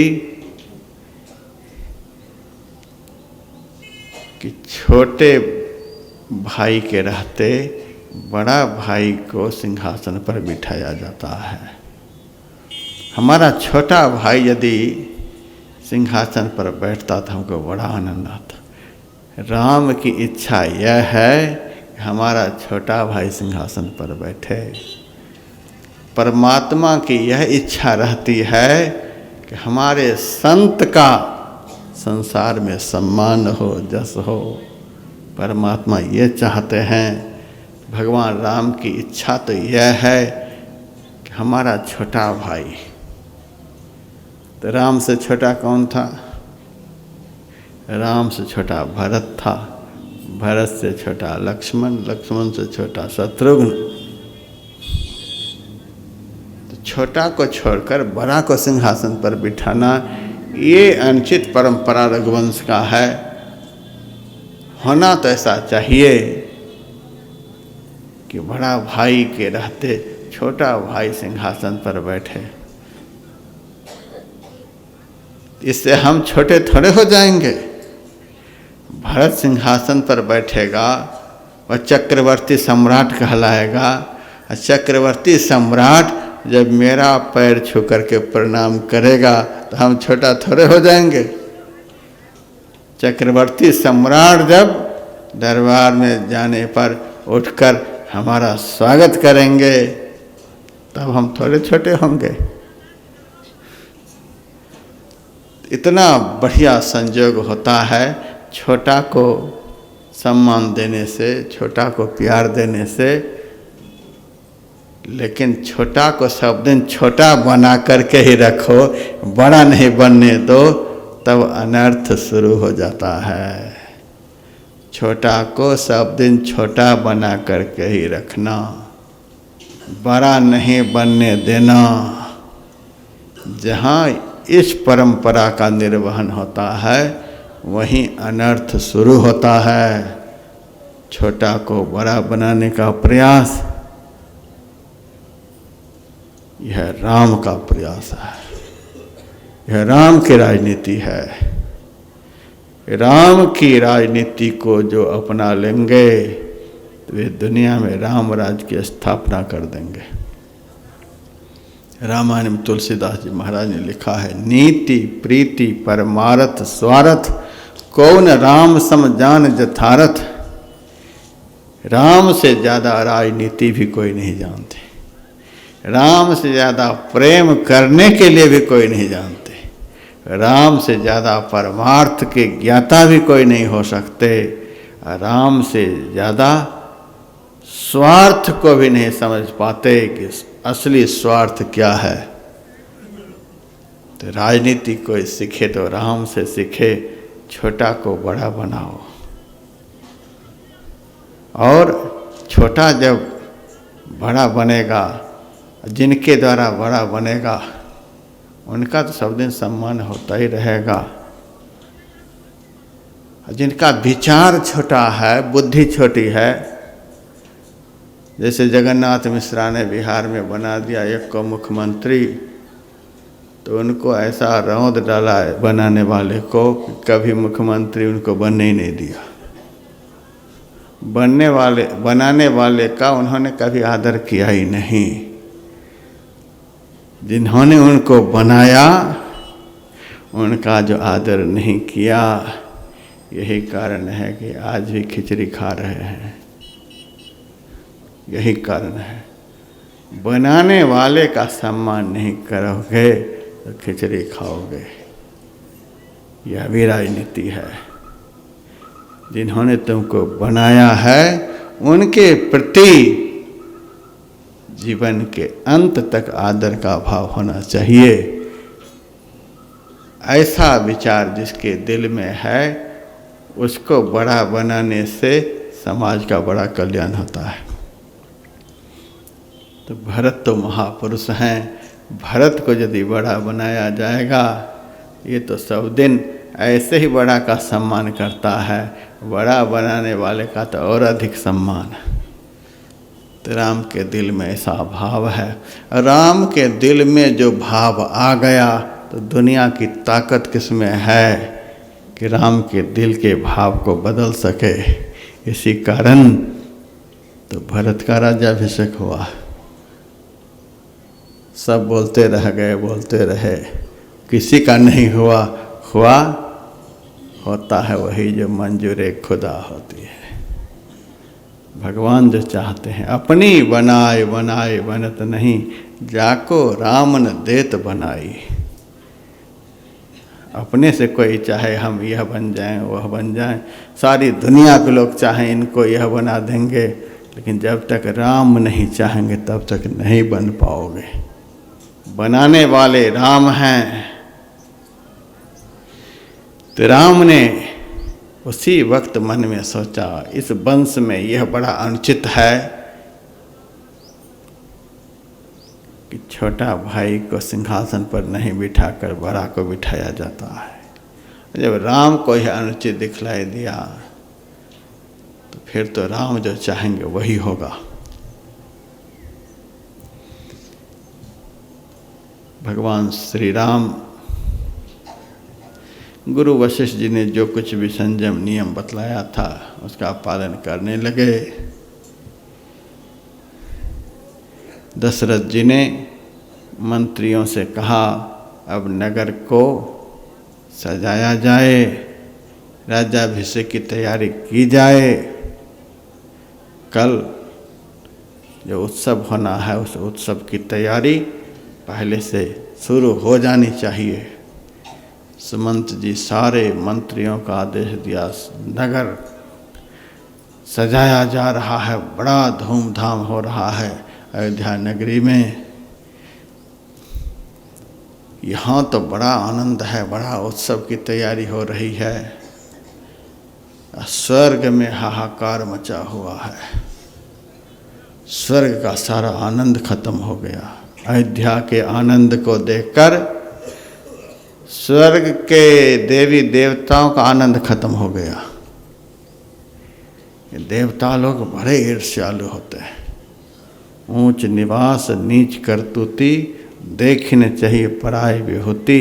जो देवता भगवान के राज्याभिषेक को नहीं देख सकते, वह देवता आपको मोक्ष प्राप्त करते हुए कैसे देख लेंगे। पूजा करते रहो, उनकी खूब पूजा करते रहो तो थोड़ा बहुत स्वर्ग का भोग देते रहेंगे, लेकिन अखंड सुख मोक्ष नहीं देंगे। अखंड सुख मोक्ष तो देवता के पास नहीं, आपको क्या देंगे। जब अखंड सुख मोक्ष को प्राप्त करने के लिए कोई भक्त चाहता है तो देवता को बड़ी ईर्ष्या होती है। अयोध्या का आनंद देख करके स्वर्ग का आनंद फीका पड़ गया। सभी देवी देवताओं ने मिलकर सरस्वती माता का आवाहन किया, मैया पधारो। सरस्वती माता देवताओं के बुलाने पर पहुंच गई। कहो क्या सेवा है मेरे लिए। स्वर्ग के देवताओं ने कहा आपके लिए सेवा यह है, आप यहाँ से जाओ मैया अयोध्या, ऐसा कोई उपाय करो, रात भर में ही सारा खेल इस कदर बिगाड़ दो कि सुबह जो राज्याभिषेक की तैयारी होनी चाहिए वह राम वन गमन की तैयारी में बदल जाए। ऐसा काम करके दिखला दो। सरस्वती माता तो हाय हाय करने लगे, हाय ऊंच निवास नीच करतूती, इतनी ऊंचाई पर स्वर्ग में देवताओं रहते हो, इतनी नीच करतूत। आज रात बीतते ही सुबह कितना आनंद बरसेगा अयोध्या में। तुम देवताओं की ही तो वहां पर पूजा होगी, तुमको अपनी पूजा भी नहीं दिखलाई दे रही है। सारे अयोध्या वासियों का आनंद छिन जाएगा इस काम से। ऐसा काम देवताओं मत करो। देवताओं ने कहा, जीव अपने ही किए हुए कर्मों का फल सुख भोगता है, दुख भोगता है। अयोध्या वासियों के कर्म में यदि दुख लिखा होगा तो आप क्या बदल देंगे? आप जाओ, जो होना होगा सो होगा। उनके घर में तो परमात्मा है ही। यदि उनके भाग में सुख लिखा होगा तो परमात्मा घर में बैठे ही हैं, तो उनके सुख को कौन छीन सकता है? यदि उनके भाग में दुख लिखा हुआ है तो परमात्मा तो कर्म फल देने वाले हैं ही। हम लोगों को तो केवल माध्यम बनना है। मैया अयोध्या वासियों की प्रार्थना से राम का अवतार नहीं हुआ है। हम लोग रावण के आतंक से दुखी होकर के भगवान से प्रार्थना किए हैं। हमको भगवान ने वचन दिया है, जनि डर पहु मुनि सिद्ध सुरेशा, तुम्हें लाग धरी हो नरवेशा, विप्र धैन सुर संत हित लीन मन अवतार। हम लोगों के लिए भगवान का अवतार हुआ है, अयोध्या वासियों के लिए।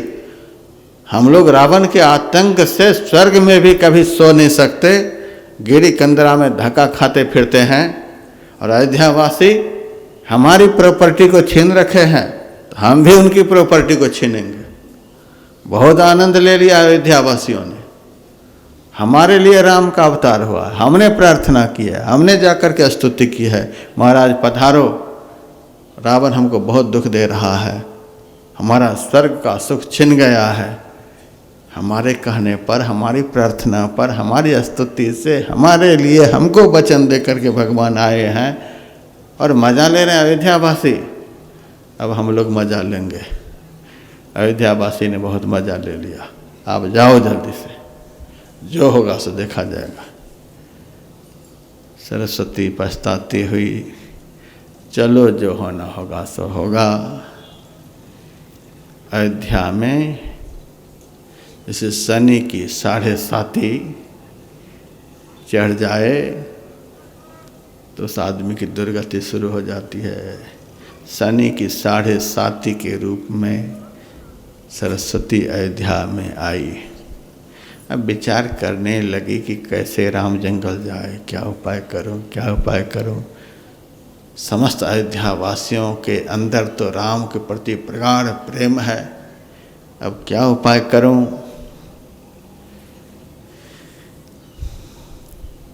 तो माता सरस्वती मंथरा के महल में रातों रात गई। मंथरा कैकेयी की दासी थी। कैकेयी का घर था कश्मीर, और बचपन से ही कैकेयी की सेवा में मंथरा रहती थी।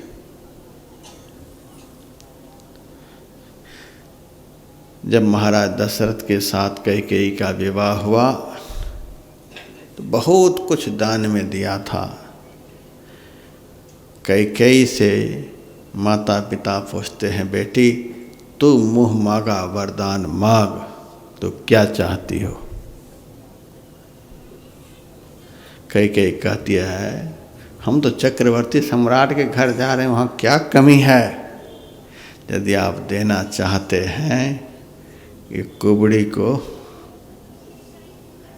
कि कुबड़ी मंथरा को हमारी सेवा में दासी के रूप में भेज दीजिए।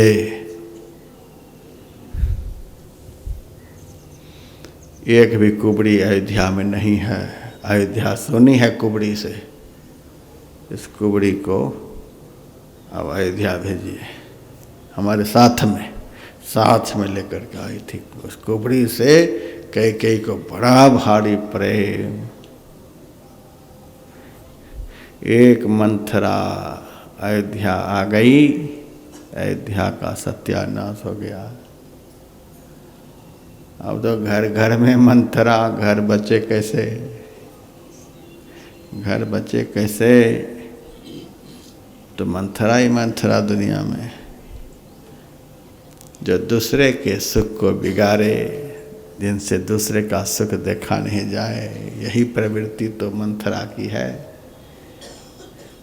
मंथरा से बड़ा भारी प्रेम कैकेयी का, इसीलिए मंथरा की बुद्धि में विकृति पैदा करके सरस्वती माता वहाँ से अपने धाम को चली गई। बुद्धि में जब विकृति विकार हो जाता है, तब केवल अपना ही स्वार्थ दिखता है, दूसरे का नहीं। विकार युक्त बुद्धि का यही लक्षण है कि दूसरे का सुख नहीं देखा जाए। एक बार जुगनू ब्रह्मा जी के पास गई, रो रही है, छटपटा रही है। ब्रह्मा जी ने कहा, क्या बात है, क्यों छटपटा रही हो? तो जुगनू कहती है, सूरज ने हमको परेशान कर रखा है। सूरज के प्रकाश के सामने हमारा प्रकाश ही नहीं, उन्होंने तो हमारे प्रकाश पर पानी फेर दिया है। तो सूरज हमारे पीछे लगा हुआ है। मैं भाग करके चली जाती हूँ अमेरिका, तो अमेरिका भी पीछे पीछे पहुँच जाता है। अमेरिका से आ जाती हूँ भारत, तो वो भी पीछे लगा ही रहता है। इतना बड़ा दुश्मन, यदि आप मेरे से खुश हो तो सूरज मर जाए। ब्रह्मा जी ने कहा, चलो तुमको इसी में खुशी है तो सूरज मर जाएगा। सूर्यास्त हो गया। जैसे ही वरदान पा करके वापस होती है, तब तक चंद्रमा का उदय हो गया था। अब तो फिर भागी गई। एक आफत टली नहीं, ये दूसरा तैयार है। देखो ये भी कम नहीं है, ये भी मेरे पीछे लगा हुआ है। तब क्या चाहती हो? तो चंद्रमा का भी सत्यानाश हो जाए। चलो चंद्रमा भी गया। तब तक तारे निकल आए, उसके सामने भी इसका प्रकाश काम नहीं करे। फिर भागी गई। ये देखो, पहले तो एक एक थे, अब तो बहुत सारे निकल आए हैं। अब क्या करें? अब क्या चाहती हो? कि तारे भी स्वाहा हो जाए। तब ब्रह्मा जी ने कहा, सारे प्रकाशमान नक्षत्रों को स्वाहा करके तुम क्या चाहती हो?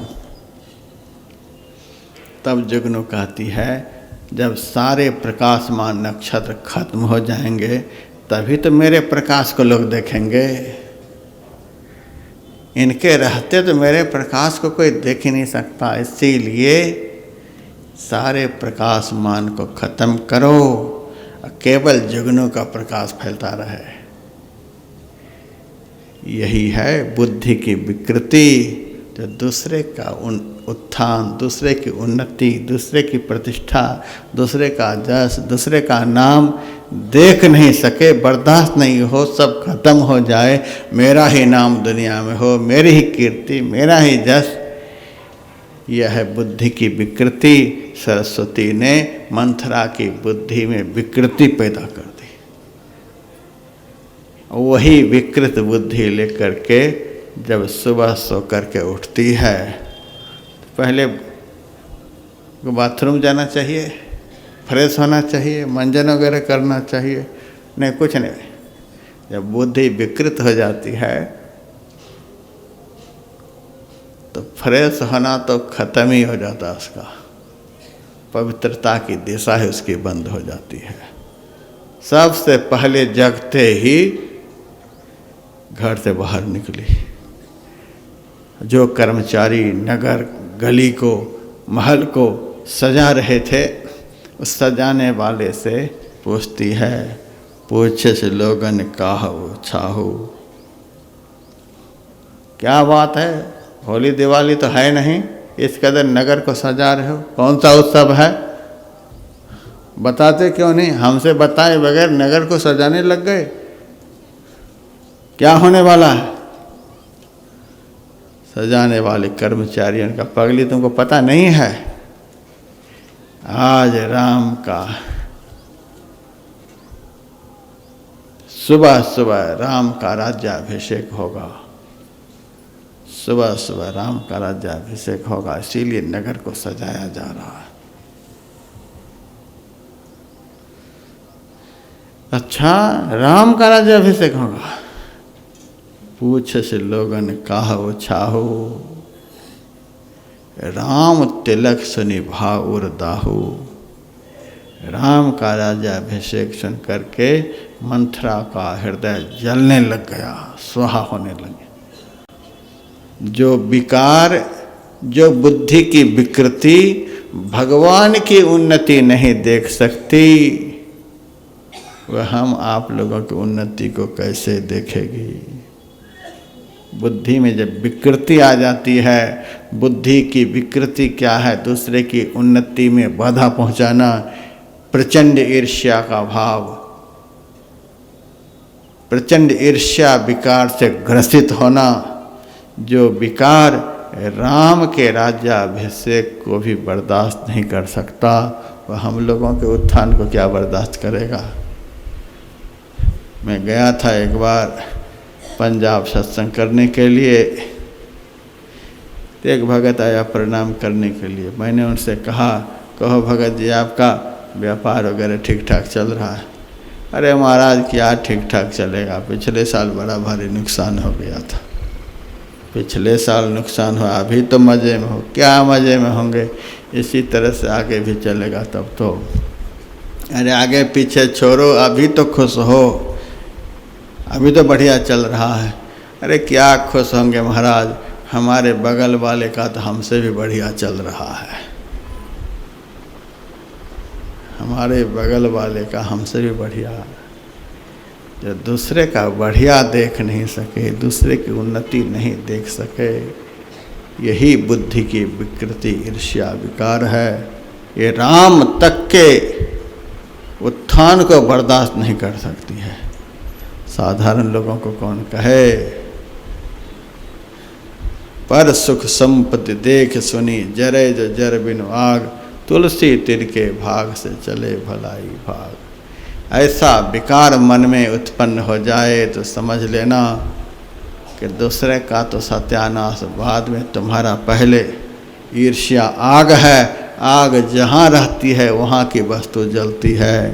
दूसरे की उन्नति को देखकर जलोगे तो तुम खुद जल जाओगे, क्योंकि दूसरे के पास जो है भगवान का दिया हुआ है।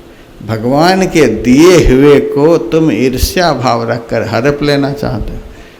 भगवान ने जिनको सुख दिया है उनके सुख को दुनिया में कौन छीन सकता है? ऐसा भाव नहीं रखना चाहिए।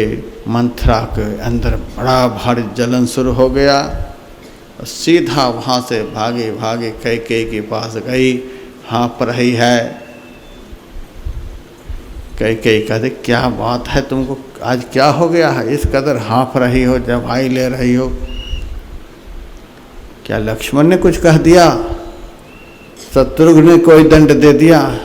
किसी ने कोई दंड नहीं दिया, हमारा कर्म ही फूटा हुआ है। तुम्हारा कर्म काहे के लिए फूट गया? कर्म यही फूट गया कि जिनकी सेवा में मैं हूँ, उन्हीं का भाग्य जब फूट गया तो हमारा तो भाग्य ऐसे ही फूट गया। जिनकी सेवा में जब उन्हीं का सुख खत्म हो गया, उन्हीं के ऊपर विपत्ति का पहाड़ टूट गया, तो दासी का क्या होगा? अब हमारा भाग फूट गया, इसीलिए ये दुर्गति है। हमको कौन मारने वाला है, कौन को क्या कहने वाला है? हमारा कर्म ये दुख दे रहा है। अच्छा, क्या हुआ बताओ तो सही। तुमको तो कुछ पता ही नहीं, हम क्या बताएं तुमको। पूरा नगर सजाया गया, पूरी नगरी में उत्सव मनाया जा रहा है और तुमको कुछ भी पता नहीं। तुमको तो बस इतना ही है कि चक्रवर्ती सम्राट महाराज दशरथ हमारे बस में हैं, खूब मोटे गद्दे पर सोई रहती हो, जब पति आते हैं तो उनसे हंसी मजाक करती रहती हो, बस इतना ही तुमको। और क्या तुमको देखना है कि हमारे भविष्य में क्या होने वाला है। और क्या होने वाला बताओ तो सही, क्या बताऊं। आज की रात यदि ऐसे ही बीत गई तो फिर कल देखना क्या होने वाला है। क्या कल होने वाला है? कल यह होने वाला है कि तुम्हारी सौत कौशल्या ने चुपचाप दशरथ जी के पास जाकर दशरथ जी को अपने बस में कर लिया है और बढ़िया से मना करके तुम्हारे पुत्र को ननिहाल भिजवा दिया पहले ही, और उनके साथ जो शत्रुघ्न रहता है उनको भी उनके साथ भेज दिया। क्या जरूरत थी उनको भेजने की? यह सब षड्यंत्र है। भरत शत्रुघ्न को पहले ही राजा दशरथ को खुश करके ननिहाल भिजवा दिया। अब तो राम बचे हैं, राम के पीछे पीछे मुंह में हाँ लगाने वाले लक्ष्मण तो है ही। जैसे तैसे महाराज दशरथ को अपने बस में करके यह कर लिया है कि राम को जल्दी से जल्दी सिंहासन पर बिठा दो। इतना सुनते कैकेयी माता कहती है, अच्छा राम सिंहासन पर बैठेगा? यदि यह तुम्हारा वचन सत्य है तो आज तुम जो वरदान मांगो सो मांगो, सब देने के लिए तैयार हूँ। राम कैसा बेटा संसार में कौन हो सकता है? आज तक भरत के द्वारा जो सुख हमें प्राप्त नहीं हुआ है वह आनंद राम से हमें प्राप्त हुआ है। इस जन्म में तो राम मेरा बेटा नहीं बना, लेकिन मैं विधाता से बारंबार प्रार्थना करती हूँ अगला जन्म ऐसा हो कि मेरे उदर से राम का जन्म हो, मैं राम की माँ कहलाऊँ। और राम की पत्नी सीता है, कौशल्या से भी ज़्यादा दिन रात हमारी सेवा करती है। राम भी दिन रात मेरी सेवा में, सीता भी दिन रात मेरी सेवा में। ऐसे राम के राज्याभिषेक से तुमको इतनी पीड़ा हो रही है, मांगो क्या चाहती हो? मंथरा कहती, इसीलिए तो मैं कुछ नहीं बोल रही थी, हमको पता था तो यही सब सुनाएगी।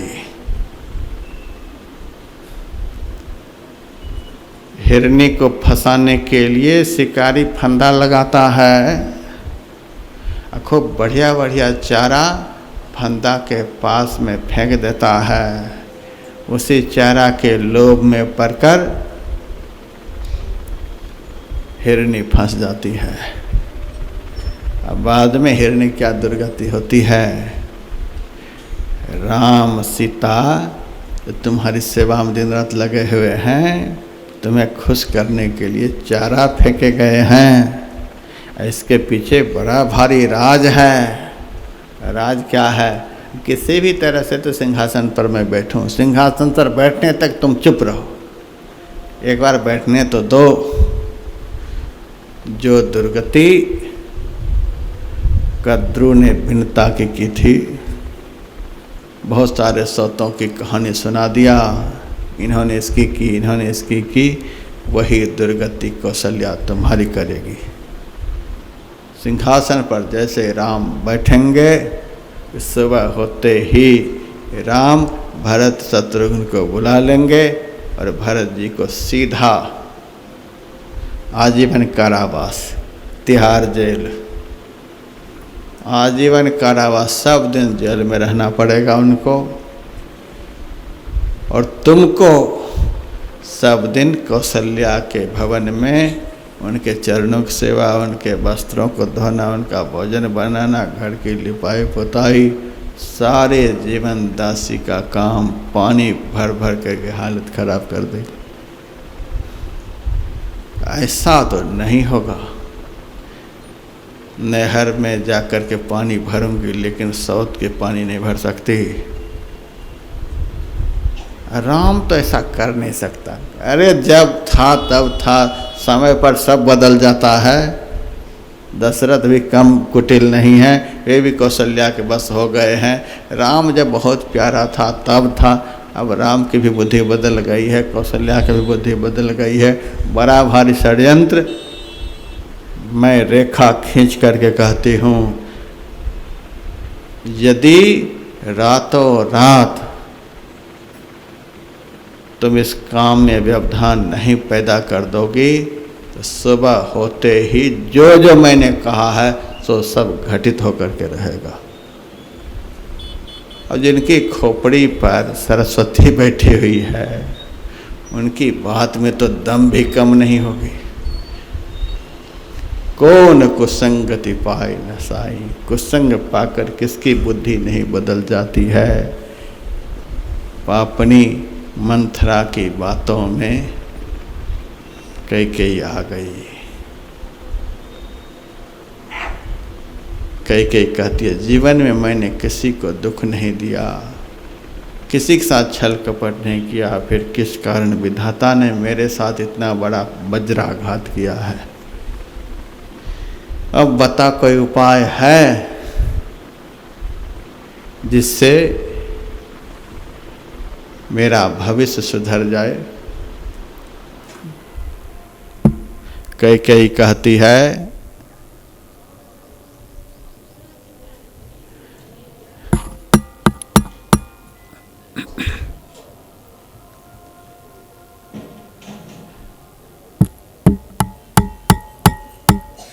चलो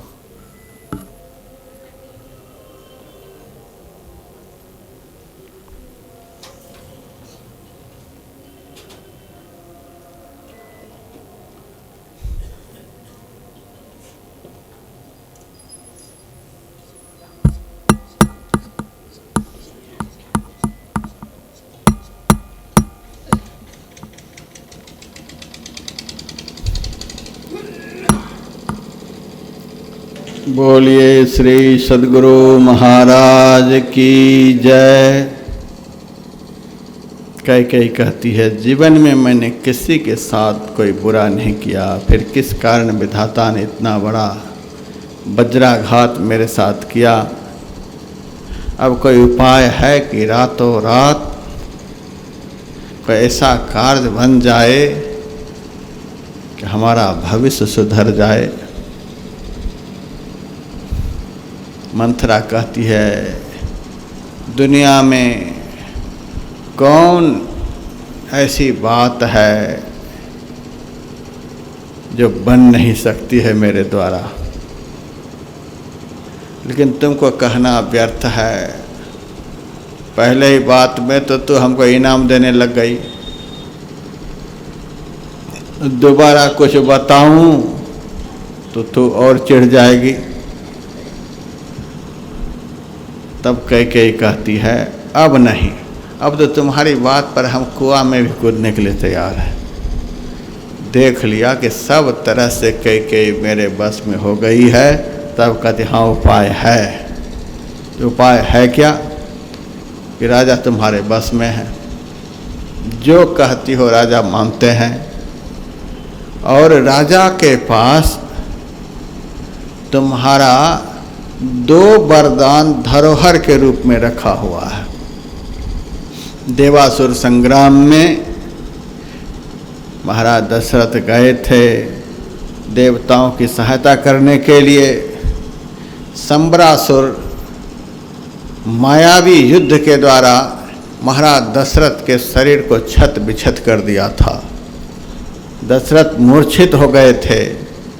वे जहाँ भी युद्ध के लिए जाते थे तुमको जरूर साथ में लेकर के जाते थे, तुम पीछे रथ पर बैठी हुई थी। राजा की छत बिछत स्थिति को देखकर तुम्हारे मन में बड़ी व्यथा हुई और तूने उनके प्राण को बचाने के लिए युद्ध स्थल से दूसरी जगह ले जाने का प्रयास किया, लेकिन संबरासुर के अस्त्र प्रहार से राजा दशरथ के रथ का धुरा टूट गया था। धुरा की कील टूट गई थी, जिस कील के सहारे पहिया रथ से सटा हुआ होता है। उस कील के टूट जाने के कारण अब पहिया निकलने वाला था। पहिया यदि निकल जाता तो महाराज दशरथ वहीं खत्म हो जाते। उस कील की जगह पर तूने अपना हाथ डाल दिया था। तुम्हारा हाथ ही कील बन गया और सारथी को तूने आदेश दिया रथ को लेकर युद्ध भूमि से दूर ले चलो। दूर ले गई। वहाँ जाने पर मूर्छा समाप्त होती है महाराज दशरथ की। वे देखते हैं कि कैकेयी का हाथ लहू लुहान है। पूछते हैं क्या बात, तुम्हारा हाथ कैसे लहू लुहान है? तुम्हारे ऊपर तो दुष्ट ने प्रहार नहीं किया। सारी बात बता दी। आप तो खत्म ही हो जाते। आपके रथ को हम ऐसे ऐसे यहाँ लाए हैं। रथ के पहिए की कील खत्म हो गई थी। मैंने अपना हाथ दे करके रथ को यहाँ तक ले आ सकी।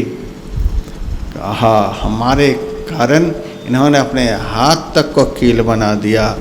इन्हीं के कारण हमारी जान बची है। ऐसी नारी को तो मुँह मांगा वर देना ही चाहिए। कैकेयी तुम्हारी जो इच्छा हो वह वरदान मेरे से मांगो। कैकेयी कहती इस वक्त तो आपकी दया से मेरे पास सब कुछ है। जब कभी हमारी इच्छा होगी तब मांग लेंगे। तो तुम तो पगली हो, तुम तो अपनी ही बात को भूल जाती हो, लेकिन हमको सब याद है। कभी बताई थी इस घटना के विषय में। तो 2 वरदान धरोहर के रूप में है महाराज दशरथ के पास। एक वरदान तुम यह मांगो कि सुबह सिंहासन पर राम को जो बिठाने के लिए जा रहे हैं तो राम की जगह भरत जी को बिठाएं। और दूसरा वरदान, राम रहेगा तो भरत सिंहासन पर बैठेगा ही नहीं, तो भरत से राम को दूर करना पड़ेगा। तो राम का वनवास मांग लो दूसरा वरदान में। यही उपाय है। और राम से महाराज दशरथ को बड़ा भारी प्रेम है। तो जब राम की सौगंध महाराज खा लें तब वरदान मांगना,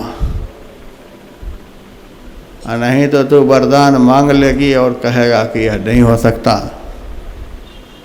तो ऐसा नहीं, बात को सत्य करा के राम का सौगंध जब महाराज खा ले तब वरदान मांगना। उससे पहले तो राजमहल को छोड़ दे। फटा पुराना मोटा वस्त्र पहनकर कोप भवन में चली जा।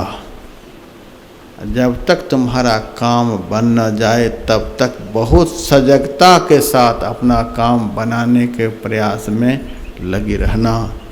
इतना सिखा पढ़ा करके मंथरा अपने घर को चली गई। कैकेयी कोप भवन में चली गई। अब इस पापिन को रात भर वहीं छोड़ते हैं। अब इस कथा को कल हम आगे बढ़ाएंगे। रात भर उनको ज़मीन पर सोने देते हैं। हम लोग मज़े से अपने अपने जगह पर सोएंगे। अपने किए हुए कर्म का परिणाम तो भोगना ही चाहिए आदमी को। तो रात भर इनको भोगने दें और कल जो होगा सो देखा जाएगा। राम वन गमन का प्रसंग कल आप लोगों को सुनाया जाएगा।